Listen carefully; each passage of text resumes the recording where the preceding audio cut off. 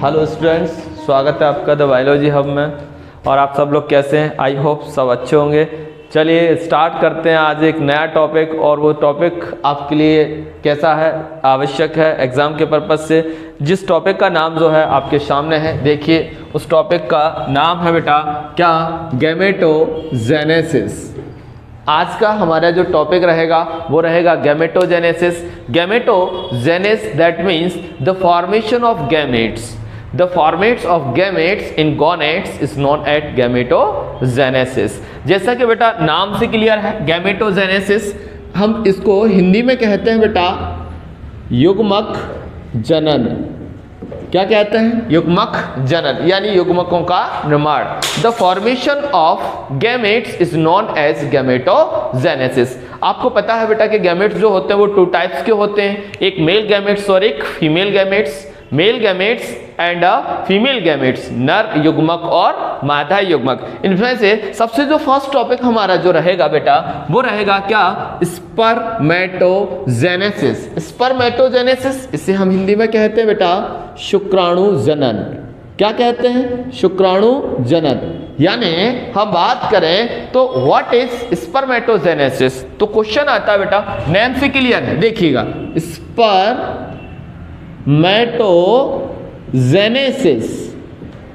स्पर्मेटो that means sperm, genesis that means formation.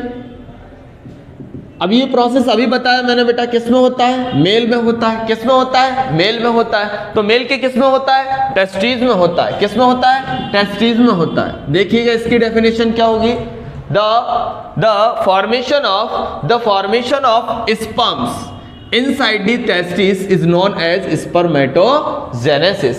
यानी हम बात करें बेटा जो नर होते हैं, कौन होते हैं? जो नर है, नर के किस में? वृषण में। नर के किस में? वृषण में।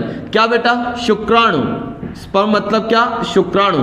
शुक्राणु के जो निर्माण की क्रिया है उसे हम क्या कहेंगे बेटा? शुक्राणु जनन कहेंगे। क्या कहेंगे?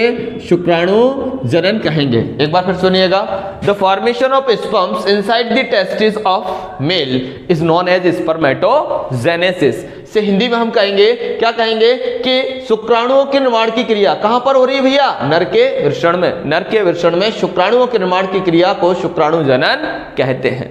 चलिएगा इस टॉपिक को हम पूरे ग्राफ से अच्छे तरीके से, कितनी फेजेस में ये कंप्लीट होता है, नर में कब से शुक्राणुओं का फॉर्मेशन होना स्टार्ट होता है, और इसमें कौन कौन सी फेजेस यानी कौन कौन सी स्टेप्स कंप्लीट होते हैं ये फेजेस, तो उसके बारे में हम कंप्लीट क्या करते हैं, अच्छे तरीके से समझने की कोशिश करते हैं। चलिएगा देखें, सबसे फर्स्ट क्या होता है बेटा, जो स्पर्मेटोजेनेसिस यानी स्पर्म फॉर्मेशन की जो प्रोसेस होती है उसमें प्राइमरी सेल्स होती हैं। कौन सी primary? Germ cells. Primary germ cells जो होती हैं टेस्टिस के इनसाइड होती हैं। इसमें क्या होता है बेटा? इसमें होता है माइटोसिस। माइटोसिस दैट मीन्स हम बात करें तो कौन सा? समसूत्री विभाजन। कौन सा डिवीजन होता है? समसूत्री। यानी हम बात करें mitosis cell division. Mitosis cell division से वन सेल जो होती है आपके सामने है बेटा, ये देखिएगा, ये primary germ cell again divide करती है equal, that means equal division होगा। क्या होगा? वन सेल से टू सेल्स का फॉर्मेशन होगा, टू सेल से अगेन फिर क्या होगा भाई? फोर सेल बनेंगी, फिर माइटोसिस। माइटोसिस दैट मीन्स समसूत्री विभाजन, और काय का फॉर्मेशन होगा? स्पर्मेटोगोनिया। क्या बनेगा बेटा? यहां पर देखिएगा क्या बना, स्पर्मेटोगोनिया।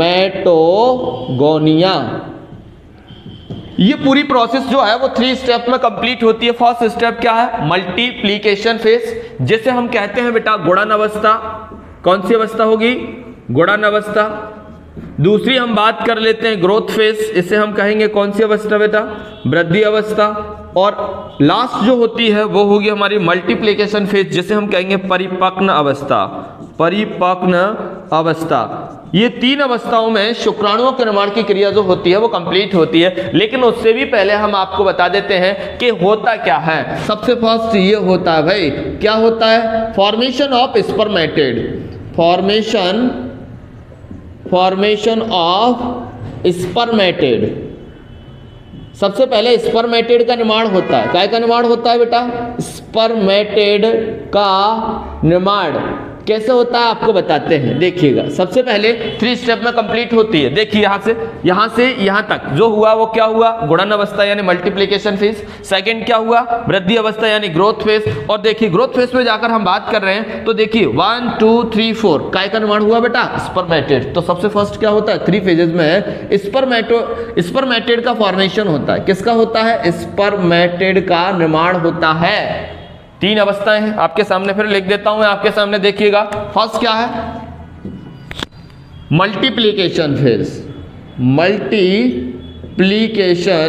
फेज। सेकंड क्या है बेटा, सेकंड जो है growth phase, growth phase. Third क्या है बेटा, मैच्योरेशन फेज, मैच्योरेशन फेज। ये 3 फेजेस में काय का फॉर्मेशन होता है बेटा, स्पर्मेटेड का। यहां से यहां तक ये 3 फेजेस हो रही हैं। उसके बाद एक और होती है हमारी, सेकंड होती है, जिसे हम कहते हैं क्या, मेटामॉर्फोसिस ऑफ स्पर्मेटेड। देखिएगा सेकंड हम बात कर रहे हैं, मेटामॉर्फोसिस ऑफ स्पर्मेटेड।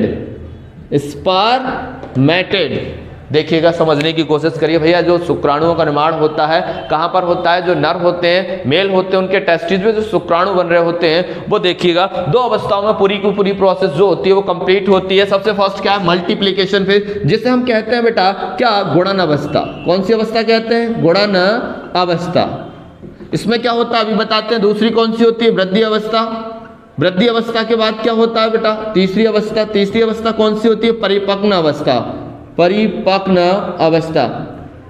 ये अवस्था के बाद लास्ट में है मेटामॉर्फोसिस ऑफ स्पर्मेटेड, यानी स्पर्मेटेड का कायंतरण होगा।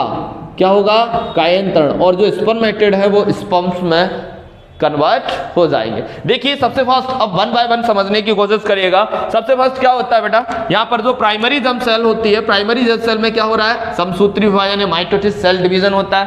Again 2 haploid cell, haploid haploid haploid haploid haploid मतलब क्या होता है बेटा, जो द्विगुणित कोशिका होती है वो द्विगुणित कोशिका का निर्माण होता है। और लास्ट में जाकर जो कोशिका बन रही है उसे क्या कहेंगे, स्पर्मेटोगोनिया। काय का निर्माण हुआ, स्पर्मेटोगोनिया का। अब देखिए भैया यहां से यहां तक की जो फेज थी, यहां पर क्या बन रहा है, स्पर्मेटोगोनिया। इसको हम क्या कहेंगे बेटा, गुणन अवस्था कहेंगे। अभी मैंने लिखा था कि स्पर्मेटेड का फॉर्मेशन सबसे फर्स्ट क्या हो रहा है, मल्टीप्लिकेशन फेज यानी गुणन अवस्था में। देखिए यहां से यहां तक क्या हुआ, मल्टीप्लिकेशन हुआ और क्या बनी, सेल, स्पर्मेटोगोनिया।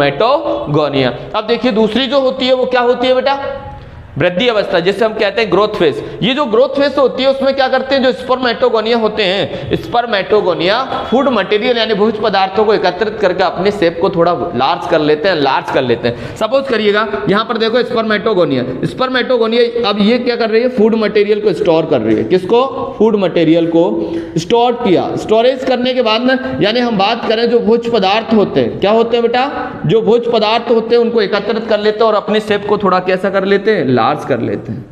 जब सेल लार्ज हो जाती है तो ये कौन सी फेज होती है, ग्रोथ फेज होती है। कौन सी, ग्रोथ यानी वृद्धि अवस्था होती है। इस अवस्था में क्या होता है भाई, दोबारा से जाकर ये जो लार्ज सेल बनी है इस सेल को हम कहते हैं बेटा क्या, प्राइमरी स्पर्मेटोसाइट। ये जो सेल बनी है इसको हम कहेंगे बेटा, क्या कहेंगे, प्राइमरी स्पर्मेटोसाइट, प्राइमरी स्पर्मेटोसाइट, जिसे हम कहते हैं प्राथमिक स्पर्मेटोसाइट। देखिए अब प्राथमिक स्पर्मेटोसाइट में इसका निर्माण हुआ, वृद्धि अवस्था हुई। प्राथमिक स्पर्मेटोसाइट में क्या होगा भैया, अर्धसूत्री डिवीजन होगा। मतलब हम बात करें मियोसिस सेल डिवीजन, और मियोसिस सेल डिवीजन को हम हिंदी में कहते हैं बेटा अर्धसूत्री कोश का विभाजन। तो अर्धसूत्री कोश का विभाजन मतलब फर्स्ट मियोसिस हुआ, और फर्स्ट मियोसिस में जो प्राइमरी स्पर्मेटोसाइट होती है वो 2 बराबर किसमें, सेल में डिवाइड हो जाती है। वो सेल जो कहलाएंगी, ये जो है इनको कहेंगे सेकेंडरी स्पर्मेटोसाइट। क्या बनेंगे बेटा, सेकेंडरी स्पर्मेटोसाइट, जिसे हम कहते हैं द्वितीयक स्पर्मेटोसाइट, स्पर्मेटोसाइट। ये जो सेल होती है प्राइमरी स्पर्मेटोसाइट, इसमें क्या हुआ, मियोसिस सेल डिवीजन हुआ। मियोसिस के बाद में कितनी सेल बनी, 2 इक्वल सेल का फॉर्मेशन हुआ। उसके बाद में देखिए जो 2 इक्वल सेल बन रही है उनको क्या कर रहे हैं, सेकेंडरी स्पर्मेटोसाइट यानी द्वितीय स्पर्मेटोसाइट। द्वितीय स्पर्मेटोसाइट में अगेन दोबारा से क्या होगा बेटा, मियोसिस सेकंड होगा। मियोसिस सेकंड मतलब अर्धसूत्री कोश का विभाजन। अर्धसूत्री कोश का विभाजन जो है, यहां पर हम इसको रेड से लिख देते हैं, देखिएगा मियोसिस क्या हुआ, मियोसिस फर्स्ट हुआ, ये सेकंड है, ये फर्स्ट था और ये कौन सा हो गया सेकंड। जैसे हम कहेंगे अर्धसूत्री कोश का विभाजन द्वितीय, अर्धसूत्री कोश का विभाजन। अब इसमें क्या होगा बेटा, जो द्वितीय स्पर्मेटोसाइट होती हैं ये वाली, ये दोबारा से डिवाइड करेंगी। ये देखिएगा इन्होंने दोबारा से डिवाइड किया और अपने आप को विभाजित किया, कितनी 1 2 3 एंड 4, क्या का फॉर्मेशन हुआ, स्पर्मेटेड। यानी स्पर्मेटेड का निर्माण हम बात कर रहे थे, स्पर्मेटेड का निर्माण जो होता है वो 3 फेजेस में होता है, 3 अवस्थाओं में कंप्लीट होता है। पहली कौन सी, गुणन अवस्था, जिसे मल्टीप्लिकेशन फेज कहते हैं। देखिएगा यहां से लेकर यहां तक, जहां तक स्पर्मेटोगोनिया बन रहे हैं उसे हम कौन सी अवस्था कहेंगे बेटा, गुणन अवस्था या मल्टीप्लिकेशन फेज, जिसमें माइटोसिस सेल डिवीजन हुआ। सेकंड जो होता है स्पर्मेटोगोनिया, फूड मटेरियल को स्टोर करके, यानी भोज्य पदार्थों को एकत्रित कर अपने शेप को कैसा कर लेते हैं, लार्ज कर लेते हैं, अपने आकार को बड़ा कर लेते हैं। इसे हम क्या कहेंगे, प्राइमरी स्पर्मेटोसाइट। अब प्राइमरी स्पर्मेटोसाइट में क्या हुआ, मियोसिस डिवीजन हुआ, मियोसिस डिवीजन फर्स्ट, तो क्या होगा, प्राइमरी स्पर्मेटोसाइट अगेन दोबारा से 2 सेल बनाएगा और दोनों सेल्स को क्या कहते हैं बेटा, सेकेंडरी स्पर्मेटोसाइट। सेकेंडरी स्पर्मेटोसाइट अब क्या करेगा, अगेन मियोसिस सेकंड करेगा, अगेन मियोसिस सेकंड करेगा, तो 1 2 3 4 कैसी राउंडेड यानी गोल सेल बनेगी। इन 4 सेल को क्या कहते हैं बेटा, स्पर्मेटोसाइट। यही तो बोल रहे थे हम कि फॉर्मेशन ऑफ स्पर्मेटेड, तो काय का फॉर्मेशन हुआ, स्पर्मेटेड बने। कितने फेजेस में, 1 2 3। फर्स्ट क्या, मल्टीप्लिकेशन, ग्रोथ एंड मैच्योरेशन, गुणन अवस्था, वृद्धि अवस्था, परिपक्व अवस्था, यानी 3 अवस्थाओं में क्या बनना स्टार्ट हो गया भैया, स्पर्मेटेड। अब भैया अभी स्पर्मेटेड बने हैं, अभी स्पर्म्स का फॉर्मेशन नहीं हुआ, शुक्राणु का निर्माण नहीं हुआ, तो शुक्राणु के निर्माण के लिए अब क्या होता है, सेकेंड अवस्था होती है। कौन सी होती है, मेटामॉर्फोसिस ऑफ स्पर्मेटेड, यानी स्पर्मेटेड का क्या होगा, कायंत्रण होगा। कायंत्रण क्या होता है, अब ये जो हमें लार्ज नजर आ रही है सेल 1 2 3 4, जिन्हें हम क्या कह रहे हैं, स्पर्मेटेड कह रहे हैं। स्पर्मेटेड में सडनली क्या होगा, चेंजेस होगा। ये जो राउंडेड होती हैं, ये देखिए मोटाइल्स और स्मॉल टाइप्स के किस्में स्पर्म में कन्वर्ट हो जाती हैं, यानी स्पर्मेटेड से काहे का निर्माण हुआ, स्पर्म्स का। तो एक प्राइमरी सेल जो होती है वो 1 2 3 4 स्पर्म्स यानी 4 शुक्राणुओं का निर्माण करती हैं। फॉर्मेशन ऑफ, देखिएगा हमने कहा कितने बन रहे हैं, यहां पर समझने की कोशिश करिए, बन है कैसे हैं, haploid. Haploid that means half number of chromosome. अभी हम बात कर लेते हैं, ये देखिए 2n था, that means number of chromosome कैसे थे, 46 थे, लेकिन यहां आते आते कितने रह गए, 23, यानी गुणसूत्र जो होते हैं वो कितने रह गए, आधे रह गए। इसलिए इन सेल्स को क्या कहा जाता है, हैप्लॉइड या अगुणित कहा जाता। अभी तक यहां तक सेल कैसी थी बेटा, डिप्लॉइड थी। कैसी थी, डिप्लॉइड, मतलब कैसी, द्विगुणित, यानी द्विगुणित कोशिका थी। और ये द्विगुणित कोशिका से जब मियोसिस हुआ फर्स्ट, मियोसिस सेकंड हुआ, तो काय का 4 जो होते हैं, कितने, 1 2 3 4, 4 शुक्राणुओं का निर्माण होता है। तो हमने क्या पढ़ा बेटा, अभी हमने पढ़ा स्पर्मेटोजेनेसिस, मतलब क्या पढ़ा, शुक्राणु जनन। क्या होता है स्पर्मेटोजेनेसिस, एक बार फिर देखिए, स्पर्म्स और the formation of sperms in testes of male, the formation of sperm testes in male in seminiferous tubules is known as spermatogenesis, यानी नर के वृषण में शुक्राणुओं के निर्माण की क्रिया को शुक्राणु जनन कहते हैं, जो ये निम्न फेजेस में यानी फॉलोइंग फेजेस में क्या होती है, कंप्लीट होती है। आई होप शायद आपको ये सारा टॉपिक अच्छे से क्लियर होगा। इसके बाद जस्ट अभी हम समझने वाले हैं oogenesis, जो कि फीमेल में होता है, जिसमें ओवम का क्या होता है, फॉर्मेशन होता है। चलिएगा उसके लिए हम एक ग्राफ बनाते हैं इसी तरीके का, और हम आपको समझाते हैं oogenesis यानी अंडाणु जनन की क्रिया को। चलिए चलते हैं। A few moments later. हाँ देखिए बच्चों, अभी हमने जो पढ़ा हुआ था शुक्राणु जनन, अब हम बात कर रहे हैं अंडाणु जनन यानी oogenesis की। तो oogenesis का हमने डायग्राम बना के कंप्लीट कर लिया है। चलिएगा इस टॉपिक को भी हम फिनिश करते हैं। ये टॉपिक और शुक्राणु जनन यानी स्पर्मेटोजेनेसिस दोनों एक जैसे हैं, सिमिलर है, बट हम बात करें ये किस में होता है, फीमेल में होता है, वो किस में हो रहा था, मेल में हो रहा था। ये हम बात करें किस में होता है, मादाओं में होता है, और अभी हमने बात करी स्पर्मेटोजेनेसिस की, वो मेल में हो रहा था यानी नर में हो रहा था। चलेगा सबसे पहले अपन डेफिनेशन समझते हैं, परिभाषा को समझते हैं। क्वेश्चन आता है व्हाट इज oogenesis। oogenesis हम बात करें, इसको हम हिंदी में कहते हैं बेटा अंडाणु जनन। क्या कहते हैं, अंडाणु जनन। देखिए भाई, हम बात करें oogenesis की, तो ऊ दैट मीन्स एग, एग को हम कह सकते हैं ओवम, और जेनेसिस दैट मीन्स फॉर्मेशन। क्या बेटा? फॉर्मेशन। तो हम बात कर रहे हैं ये प्रोसेस किस में हो रही है, जस्ट अभी बोला मैंने किस में होती है बेटा? फीमेल में। फीमेल के किस में होती है? ओवरी में।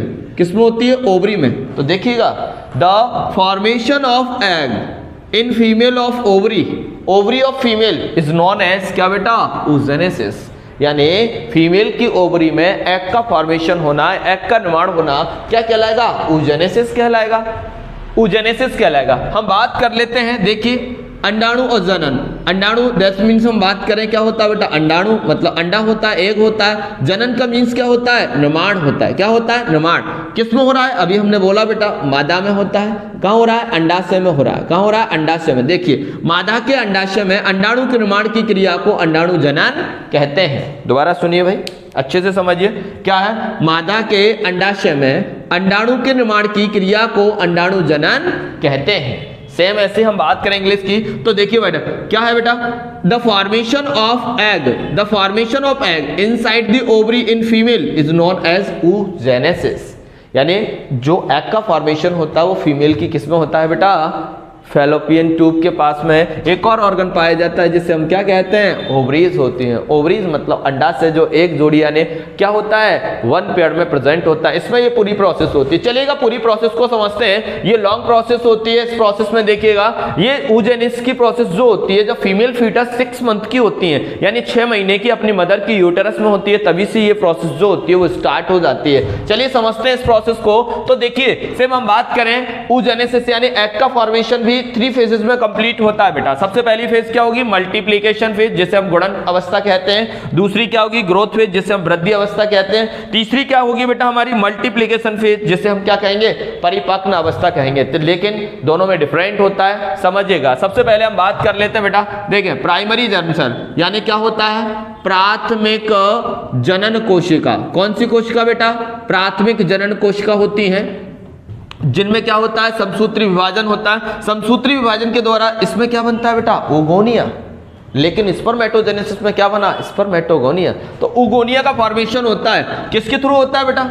समसूत्री विभाजन यानी माइटोसिस सेल डिवीजन के थ्रू होता है। अब एक लार्ज सेल बनती है बेटा। कौन सी सेल बनती है? लार्ज सेल हो जाती है। क्यों होती है? जस्ट अभी क्या होता है कि जो ओगोनिया होते हैं वो फूड मटेरियल को स्टोर कर लेते हैं। किसको? फूड मटेरियल यानी हम बात करें जो भोज्य पदार्थ हैं, भोज्य पदार्थों को एकत्रित कर लिया जाता है किसके द्वारा? ओगोनिया के द्वारा। और इसका जो शेप होता है, इसका जो फॉर्मेशन होता है वो कैसा हो जाता है? एनलार्ज हो जाता है, बड़ा हो जाता है। अब सेकंड फेज आ गई, देखिए मल्टीप्लिकेशन फेज यानी गुणन अवस्था में काय का फॉर्मेशन हुआ? ओगोनिया का। काय का हुआ बेटा? ओगोनिया का। और दूसरी हम बात कर रहे हैं ग्रोथ फेज यानी वृद्धि अवस्था की। और वृद्धि अवस्था में ओगोनिया जो होते हैं वो फूड मटेरियल को स्टोर यानी भोज्य पदार्थों को एकत्रित कर लेते हैं, जिससे इनका शेप जो होता है यानी हम बात करें साइज जो होता है वो एनलार्ज हो जाता है यानी बड़ा हो जाता है। इस सेल को जिसका शेप बड़ा हो गया है इसको कहा जाता है बेटा क्या? Primary primary oocytes। क्या कहेंगे? प्राइमरी oocyte कहेंगे। यानी हम बात करें तो इसे हम कहते हैं बेटा क्या? प्राथमिक oocyte कहते हैं। क्या बना भाई? ओगोनिया ने फूड मटेरियल को स्टोर किया और काय का फॉर्मेशन किया? प्राइमरी oocyte का। अब प्राइमरी oocyte में देखिए बेटा यहाँ पर क्या होता है? मियोसिस होता है। कौन सा डिवीजन होता है? मियोसिस फर्स्ट होता है। यानी मियोसिस फर्स्ट की हम बात करें तो क्या हो रहा है? अर्धसूत्री विभाजन। कौन सा? अर्धसूत्री विभाजन। अर्धसूत्री विभाजन कौन सा होगा बेटा? फर्स्ट होगा। इसमें ये अनइक्वल होता है। कैसा होता है? अनइक्वल होता है। अनइक्वल होता है। कैसा अनइक्वल होता है? एक लार्ज सेल बनती है और एक कैसी बनती है? स्मॉल सेल बनती है। लेकिन यहाँ पर आपको समझना पड़ेगा कि जो फर्स्ट प्रोसेस है oogenesis की, जैसे हम बात कर रहे हैं मल्टीप्लिकेशन फेज, ये कहाँ होती है? जब जो फीमेल होती है, फीमेल फीटस। कौन होता है? फीमेल फीटस जो होती हैं वो कहाँ होती हैं? मदर के यूटेरस में। कहाँ बेटा? मदर के यूटेरस में। कितने मंथ की होती है बेटा? 6 मंथ की। कितने मंथ की? 6 मंथ की। सबसे ही oogenesis की प्रोसेस जो होती है वो स्टार्ट हो जाती है। जैसे हम बात करें क्या है कि मान लीजिएगा कोई मादा शिशु है। क्या है बेटा? मादा शिशु है। और कहाँ पर है? देखिए यहाँ पर ये फीमेल है और फीमेल का यूटेरस में ये देखिए फीमेल फीटस है। फीमेल फीटस जो है ना ये देखिए यूटेरस के इनसाइड में है बेटा। यूटेरस के इनसाइड में ये फीमेल फीटस है। कितने मंथ की हो गई? 6 महीने की है अभी।